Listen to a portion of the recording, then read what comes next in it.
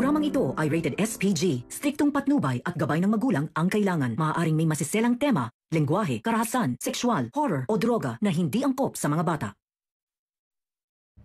Mga kaganapan sa Shining Inheritance. Mas lalalim ang ugnayan ni Ina at Madam Aurea. Sa tulong ni Francis, hindi lamang siya isang kaibigan, kundi isang mahalagang katuwang sa kanilang laban upang muling magtagumpay. Ang bawat hakbang ng kanilang grupo ay puno ng pag-asa at sakripisyo.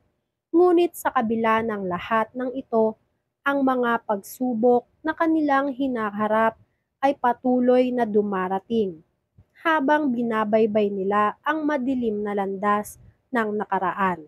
Nagiging mas malinaw na ang bawat laban ay nagsisilbing hakbang patungo sa mas matibay na bukas, habang patuloy na bumabalik sa alaala ni Madam Aurea ang mga magagandang sandali ng kanyang nakaraan, ang kanyang sugatang puso mula sa pagtatakwil ng kanyang pamilya ay muling nabuhay. Isang malalim na sugat na hindi madaling pagalingin. Ang paglimos ng kanyang mga apo na hindi na niya naranasan. Bagamat matindi ang sakit, naisip ni Madam Aurea na hindi ito ang katapusan ng kanyang kwento. Sa tulong ni Ina, magsisimula niyang makita na hindi pa huli ang lahat. May pagkakataon pa siya na bumangon, magsimula muli at muling magtagumpay sa kabila ng lahat ng paghihirap. Sa isang gabi ng pagninilay, nagdesisyon si Ina na magpakita si Madam Aurea sa kanyang pamilya. Ngunit ito ay isang hakbang na matinding tinutulan ni Madam Aurea. Nais niyang kalimutan na ang mga masasakit na alaala at hindi na bumalik sa mga taong nagtakip sa kanya at nagdulot ng sakit. Ngunit hindi nakinig si Ina sa mga pagtutol.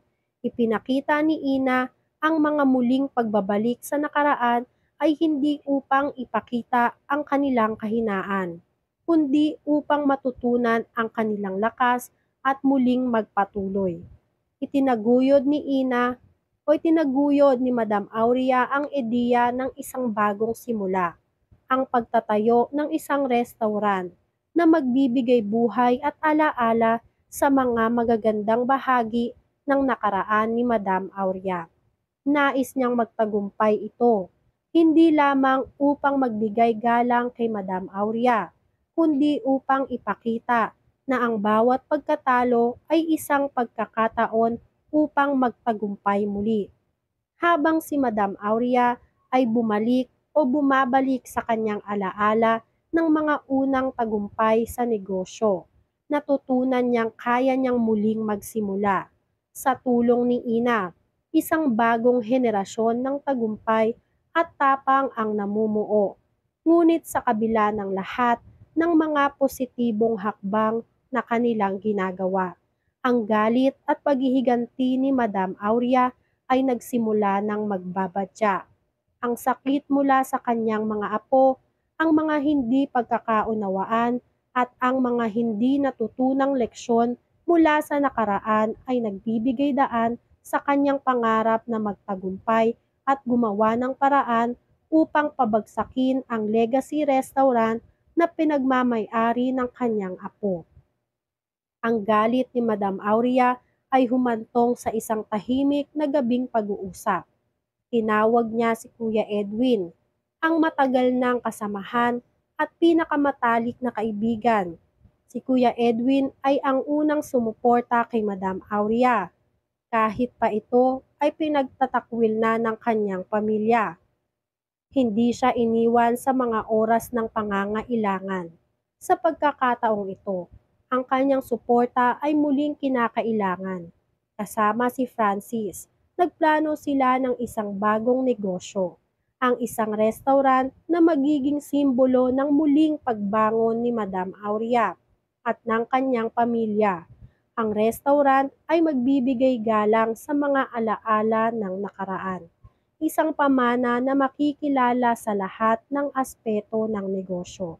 Samantalang, ang Legacy Restaurant na pinamumunuan ni Joanna, ang apo ni Madam Aurea, ay unti-unting nagiging mahina.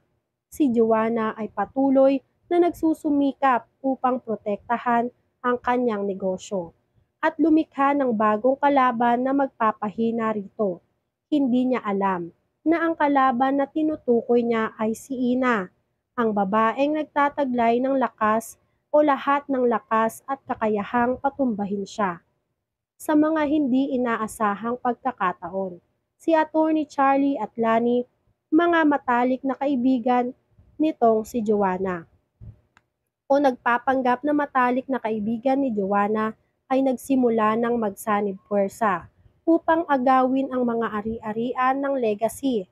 Kaya't ang mga hakbang ng mga ito ay nagpapahina kay Joanna at magbubukas ng pinto para sa bagong simula ng negosyo. Ang hindi pagkakatanggap ni Joanna sa mga pagbabago sa negosyo at ang kanyang pagiging sakim ay nagsanhi ng kanyang pagkalugi.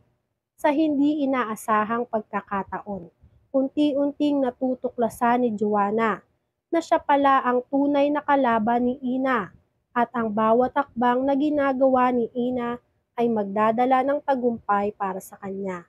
Nang magsimula ng magbago ang mga pagkakataon at mawala ang mga negosyo ni Joanna, hindi pa rin niya matutunan na ang bawat hakbang ni Ina ay hindi lamang tungkol sa kanya, kundi para sa kapakanan ng kanilang pamilya at mga pangarap. Ang tagumpay ng bagong negosyo na pinangunahan ni Ina at Madam Aurea ay hindi lamang magbibigay daan sa muling pag-usbong ng kanilang pamilya, kundi magsisilbing isang aral para sa lahat na kahit ang pinakamatinding mga pagsubok ay may kasamang pag-asa at pagkakataon. Ang mga hindi inaasahang pagsubok ay magsisilbing gabay upang magtagumpay. At sa kabila ng lahat ng mga sakripisyo at pagdududa, magtatagumpay sila laban sa lahat ng hamon ng buhay. Sa mga huling yugto ng kwento, makikita natin kung paano unti-unting binabalik ni Ina at Madam Aurea ang lahat ng mga nawawalang pagkakataon. Sa tulong ng bawat isa, magtatagumpay sila, hindi lamang sa negosyo kundi sa pagtuklas ng tunay na kahulugan ng pamilya at pagtutulungan. Ang mga kaganapang ito ay magdudulot ng mas maraming hindi inaasahang twist at pagbabago. Sa kabila ng lahat ng tagumpay at pagkatalo, magpapatuloy silang magkasama at patuloy nilang ipaglalaban ang kanilang mga pangarap hanggang sa muli. Dahil sa pagbabalik loob ni Madam Aurea at sa malakas na pagtulong ni Ina, magiging simbolo sila ng lakas at tapang sa kabila ng mga pagsubok at laban. Matutuklasan nila na ang pinakamahalaga ay hindi ang mga material na bagay, kundi ang mga alaala ng nakaraan. Yan nga ang mga kaganapan at mga dapat nating abangan dito sa Shining Inheritance. Kung gusto niyo pa ng mga ganitong klaseng video ay mag-subscribe at i-like itong video na to. Maraming salamat po.